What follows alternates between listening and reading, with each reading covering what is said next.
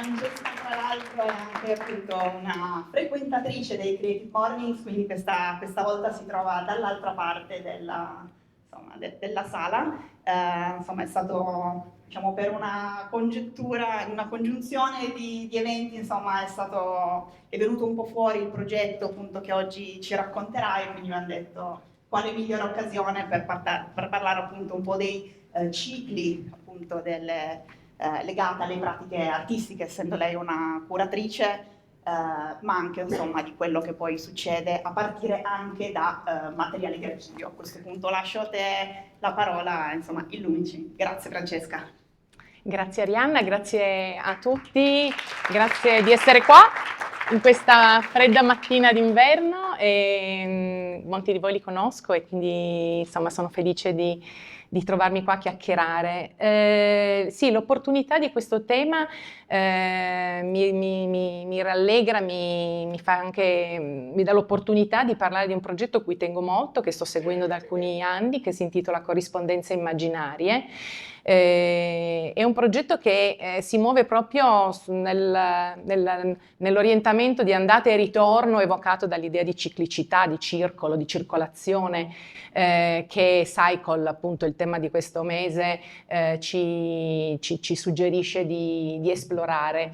È un progetto che è nato per un'occasione, un evento a Volterra, tra l'altro promosso dal nostro concittadino Paolo Verri, che in quell'occasione appunto era uno straordinario organizzatore culturale, il quale aveva invitato Mariangela Capossela e Vinicio Capossela, fratelli che spesso collaborano, a ideare un progetto in occasione appunto di questo evento di Volterra, capitale toscana della cultura.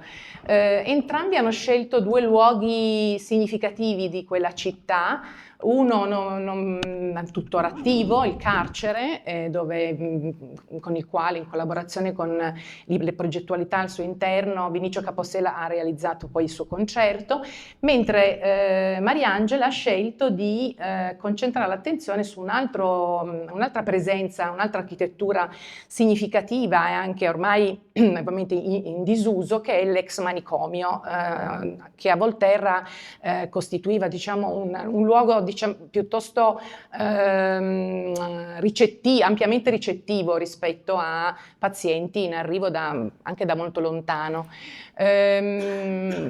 Scelgono entrambi quindi insomma di muoversi in territori legati a vite, diciamo, che Foucault, il filosofo francese che negli metà anni 70 ha molto ragionato su questi spazi di reclusione, avrebbe definito vite infami, vite senza fama, no? Vite senza gloria, vite destinate a passare un po' come un soffio, non fosse che esse emergono nella loro esistenza anche solo per brevi scorci, proprio nel momento in cui incontrano il cosiddetto potere, il potere dello Stato, il potere delle istituzioni sanitarie in quel caso. Una traccia che resta negli archivi, per l'appunto. Abbiamo visto adesso, esplorato adesso le magnifiche, anche più leggere, diciamo, tesori del cinema dell'archivio del cinema d'impresa. Gli archivi sono una risorsa straordinaria che oggi è sempre più esplorata da molti artisti e artiste che scelgono proprio di farne un territorio attraverso il quale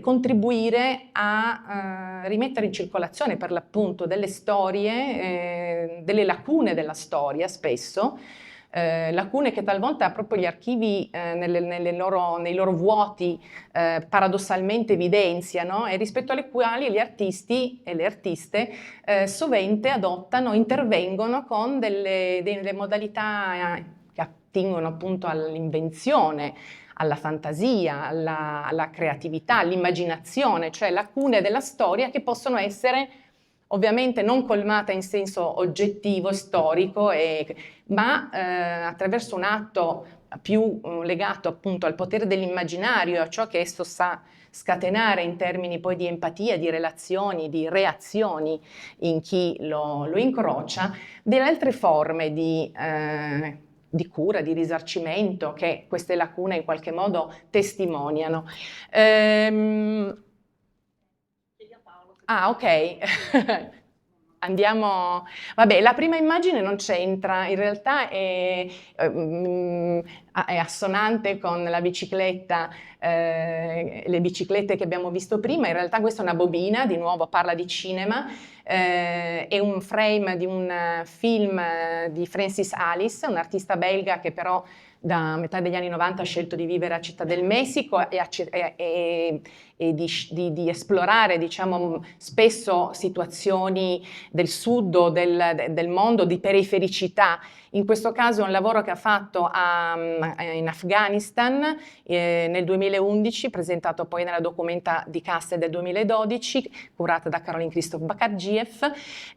Questo è un frame di un'azione che vede bambini attraversare la città tra macerie, strade, colline, tratti quasi impraticabili, con il gioco della ruota, un vecchio gioco che ormai non è più in uso nelle nostre, insomma, per i bambini delle nostre città, ma che nel passato tante immagini ce lo riportano, la ruota fatta circolare con il bastone. In questo caso una bobina che srotola una pellicola, dietro un'altra bobina la riavvolge nella creazione di una narrazione fittizia, impossibile, ma dove la pellicola per aderenza in qualche modo paradossalmente, idealmente racconta della complessità di un luogo fatto di costruzione e di distruzione, attraversato anche col passo leggero del gioco per mostrarsi in un modo altro, non finto, non falsamente ottimista, ma, come dire, con tutta la complessità che i luoghi di crisi possono avere. Andiamo avanti. Per parlare, diciamo che il progetto di Mariangela Capossela si intitola C, corrispondenze immaginarie. Quel C, quella particella pronominale, è non solo l'acronimo di corrispondenze immaginarie, ma allude e immediatamente invoca e interpella un noi, cioè la possibile riconfigurazione del rapporto dello spazio tra l'io e l'altro attraverso questa circolarità che lei innesca attraverso una serie di appelli alla partecipazione a partire da un lavoro che dall'archivio, archivi appunto spesso molto difficilmente accessibili, arriva a circolare in spazi pubblici e in spazi privati e vedremo poi che cosa comporta questa doppia misura e la ricchezza che offre, diciamo, all'esperienza e al senso del progetto. Per parlare diciamo, di questo lavoro che nelle categorie, chiamiamole così, della ricerca artistica contemporanea si definisce un progetto di arte pubblica, di natura partecipativa o di natura relazionale. Per chi conosce bene questi argomenti e queste grammatiche, ovviamente tutto ciò è estremamente chiaro, ma ho sentito il bisogno comunque di illustrarvi alcuni progetti che hanno questa caratteristica, che sono ascritti a questo genere, tra virgolette, che va da sé, è legato a una esigenza fortemente sentita dagli artisti di interfacciarsi con il tessuto del reale, attivando anche però una dimensione immaginifica che, lungi dall'essere uno strumento di fuga, l'immaginazione diventa piuttosto in questi progetti uno strumento di reinvenzione del reale, come dicevo prima, di possibile cura dalle lacune che la storia e la realtà e marginalità che producono, quando non addirittura di riparazione, anche se il termine va preso qua in termini in senso molto lato.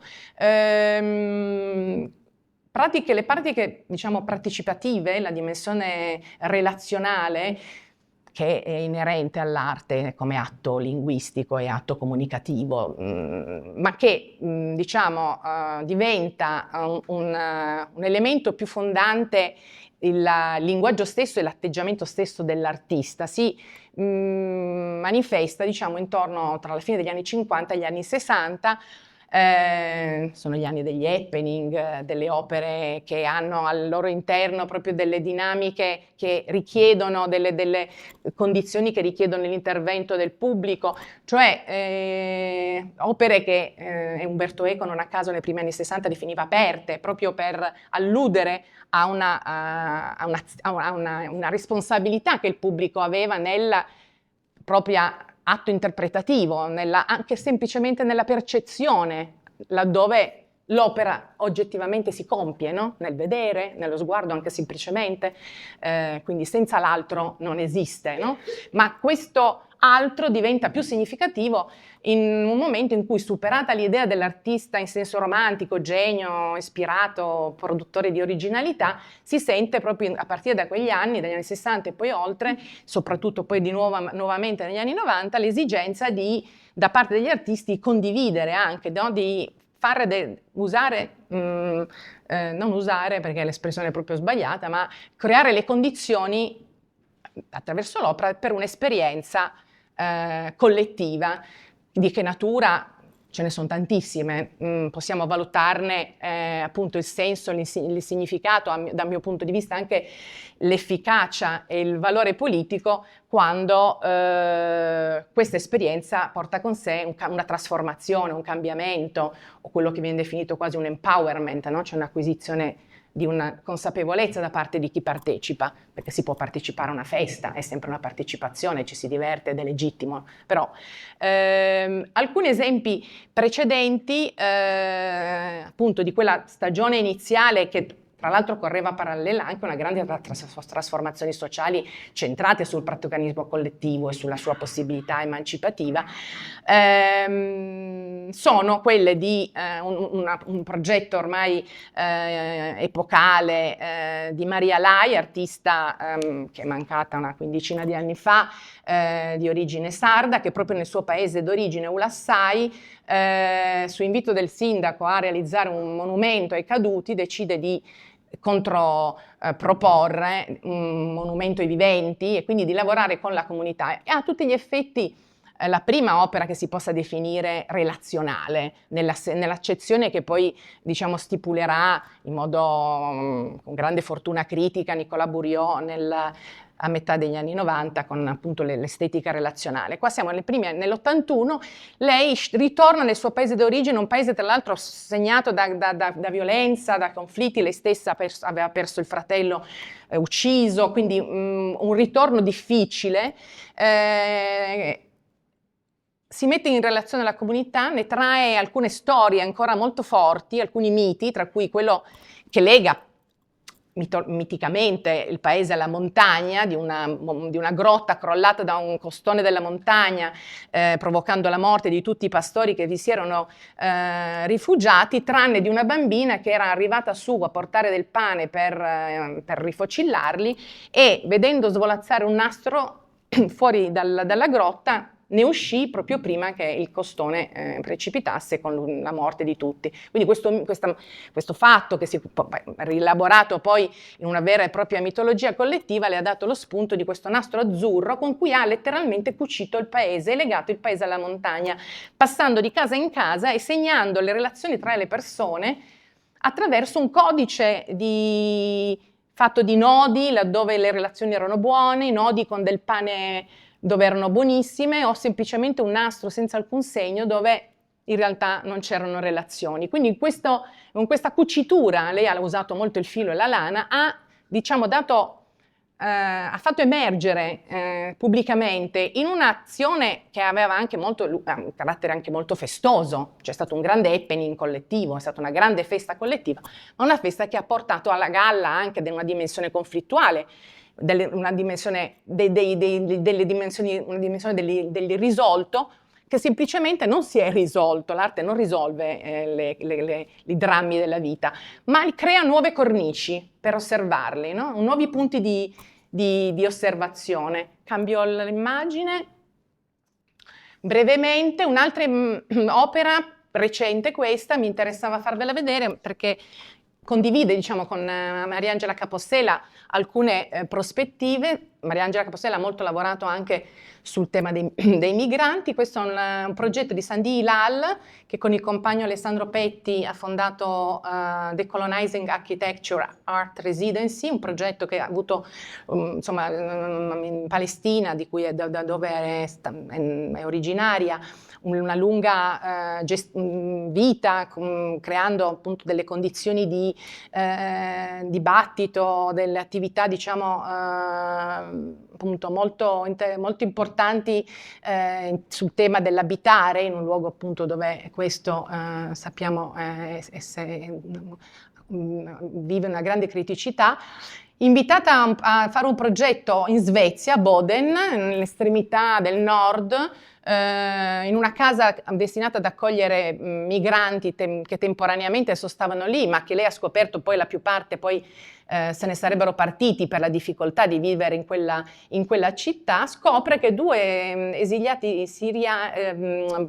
rifugiati siriani avevano scelto di vivere, di rimanere in quella città e praticavano, ha permesso di comprendere il rapporto tra ospite, nell'accezione italiana ospite, ospitante è uguale, speculare, rende proprio il senso di quello che è il progetto, che invece no, host e guest dividono la posizione con due parole. E lei si rende conto che l'integrazione, il senso di appartenenza si può verificare solo nel momento in cui l'ospite può ospitare, ha il potere di ospitare. L'ospitalità incondizionata evocata da Derrida esprime una posizione occidentale astratta, anche nelle culture da cui questa idea dell'ospitalità come grande tema intoccabile, culture mediterranee, l'ospitalità è un fatto di reciprocità, no? E laddove arriva da solo una parte, essa esprime una posizione di potere.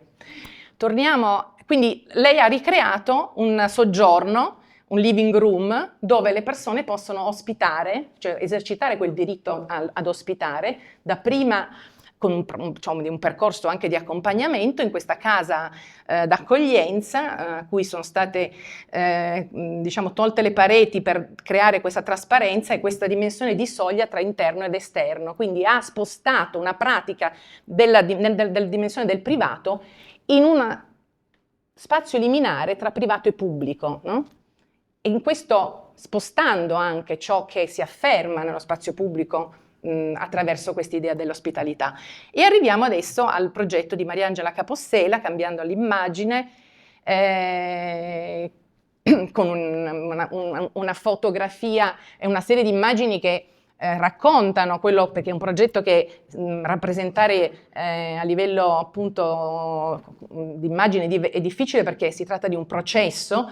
Nasce appunto in occasione, nel 22, in occasione di Voltaire capitale della Toscana, a partire da un libro che Mariangela trova, Corrispondenze negate, edito nell'81, scritto da un gruppo di psichiatri che a pochi anni dalla chiusura dei manicomi, la legge Basaglia entra in vigore nel 78, si trovano tra le mani questo materiale. Che cosa sono? Sono lettere che i pazienti che in quell'ospedale per ben più di 100 anni avevano scritto ai loro cari, alle mogli, ai mariti, alle figlie, ai figli, e che per una legge che non era solo italiana ma diffusa ovunque, non potevano uscire dall'ospedale, dal manicomio.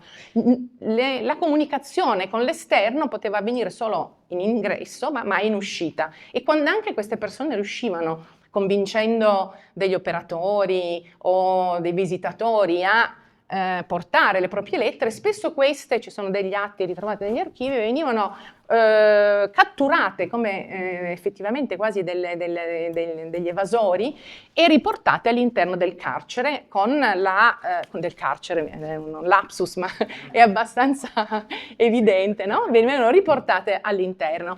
Che cosa fa Mariangela? Decide di rimettere in circolazione quelle lettere, che già erano state rimesse in circolazione attraverso quel libro, ma di fare un'azione più forte, no? Non solo di pubblicarle, ma di organizzare una vera e propria chiamata pubblica. Sono ben 2 gli appelli che lei organizza. Il primo, chiamato Scrittoi Pubblici, destinato a trascrivere manualmente queste lettere. Uno si chiede, ma che bisogno c'è poi mandarle? No, la trascrizione, intanto l'appello è un appello che in quel caso si è rivolto ai cittadini e alle cittadine di tutte le età a Volterra, che quindi hanno partecipato a una serie di momenti che lei ha, possiamo andare avanti con le immagini, che lei ha, come dire, organizzato ancora quella dopo, sono appunto in contesti diversi, anche nel giardino dell'ex manicomio, per l'appunto a Volterra, in luoghi scelti, allestiti, per poter garantire una condizione anche particolare. Si tratta di una dimensione performativa, quindi c'è una grande cura anche formale. Come vedete qua ci sono tutta una serie di timbri inventati con dei codici, delle definizioni. La scrittura a mano, i pennini, gli inchiostri per chi vuole accingersi, è uno strumento con il quale ridare dignità a queste parole. Talvolta alcune lettere sono state trovate in archivi neanche aperte, quindi neanche quasi ancora sigillate dalle labbra di chi le ha chiuse, senza che avessero neanche suscitato la curiosità di capire che cosa ci fosse scritto nei medici. Queste parole vengono quindi, diciamo, restituite con una sontuosa operazione che appunto le celebrano, e i corpi stessi. È importante il fatto che la parola venga incorporata dal lato della scrittura di chi partecipa a questi scrittoi. Le lettere vengono trascritte su carte pregiate, vengono piegate in un certo modo, possiamo anche andare avanti. Le buste sono molto curate, e a partire da questo materiale prodotto c'è un secondo appello, che è un appello invece a chi, rivolto a questo punto aperto a tutta Italia, a chi si candida per ricevere una lettera impegnandosi a rispondere. A Volterra sono stati le lettere, si è scelto di dare ci sono state 165, idealmente una al giorno. Nella tappa successiva, che si è appena conclusa, che è stata preceduta invece da una lunga ricerca d'archivio, non soltanto a Trieste, a Gorizia, nell'isola di San Servolo, quindi le lettere sono state effettivamente per la prima volta rintracciate con la collaborazione di molti volontari e archivisti e della mia stessa collega Giulia Crisci, che con me cura il progetto e che proprio ha avuto modo di leggere in prima battuta moltissime di queste missive, e che dice: molti scrivono dando conto del loro stato di salute, lasciando trapelare i maltrattamenti giornalieri di quei luoghi prigione a cui erano stati costretti, chiedendo insistentemente la libertà. Tra raggiri e incredulità denunciano la loro condizione di uomini e donne senza diritti, come l'avrebbe definiti Basaglia poco prima, o di vite infami, come appunto diceva Foucault, di senza gloria, senza possibilità di essere ricordate. Tra le frasi: assolutamente non voglio rimanere rinchiuso, mi piace stare all'aria libera, trovandomi più contento, oppure in un'altra, mi dici, per lei non c'è niente da fare, ma sono una criminale, sono una ladra, sono una molesta del prossimo? O forse questi requisiti? E allora che professione bisogna avere per uscire dal manicomio? Sono alcuni frammenti scritti su lettere e su carte spesso rintracciate, talvolta anche con parole di persone che per la prima volta quasi si accingono a scrivere, no? Quindi piene di irregolarità o invece parlano di cose semplici, rassicurano talvolta del proprio stato di salute, chiedono cappotti, parlano di divorzio. C'è una grande varietà e queste le lettere che poi tornano con il secondo appello sono lettere che adottano dei registri i più diversi. L'artista non dà indicazioni, c'è chi risponde ponendosi nel qui e ora della propria persona, raccontando di sé, cercando al tempo stesso però quasi di distrarre l'interlocutore o l'interlocutrice dalle sue pene, come si fa in una conversazione quando si sente che di là c'è malessere. In altri casi c'è invece l'adozione, ci si finge fratelli, madri, mogli, c'è quella, si scrive, si agisce nella dimensione del come se, no? Della finzione. Cercando di apportare anche lì conforto. Le invenzioni, andiamo pure avanti, le invenzioni sono stravolta struggenti, anche già nel lato della trascrizione, andiamo pure avanti. Dicevo prima, ancora avanti, ecco, per esempio, questa è una delle lettere trascritte, vedete che tipo di, sembra un'opera, diciamo, di poesia visiva, un esperimento alla Apollinaire, dove il segno dell'impronta digitale viene evocato attraverso questa scrittura che segue l'andamento a spirale fino a un cuore interno. In altri casi sono forme più regolari, ma che raccontano appunto di un'adesione, no? di un'immedesimazione.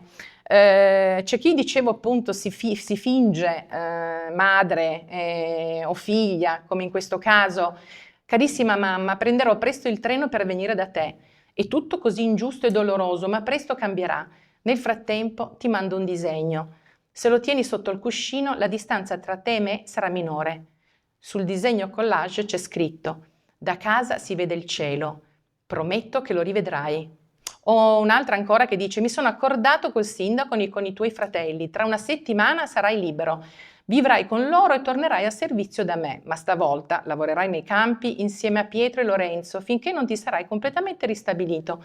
Cioè queste sono invenzioni, sono una narrazione minore che veramente adotta quella che viene definita la fabulazione critica, no? Proprio la dimensione dell'immaginario come modo per colmare una frattura, un trauma, per ricucire un'ingiustizia, per generare appunto tra l'io e l'altro, che è sancito qua anche da uno iato temporale tra nel passato e il presente, quella dimensione circolare del noi, che è una dimensione che ha a che fare con il mondo degli affetti, con l'empatia, con la capacità di immedesimarsi, che agisce chiaramente in questo caso rispetto a queste voci lontane, ma che è chiaramente come una palestra che ci allena anche a esercitarla nel nostro quotidiano.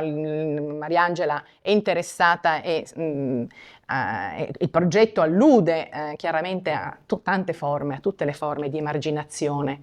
Concludo con un ultimo, queste lettere vengono poi, come dire, riconsegnate, restituite a una fruizione pubblica.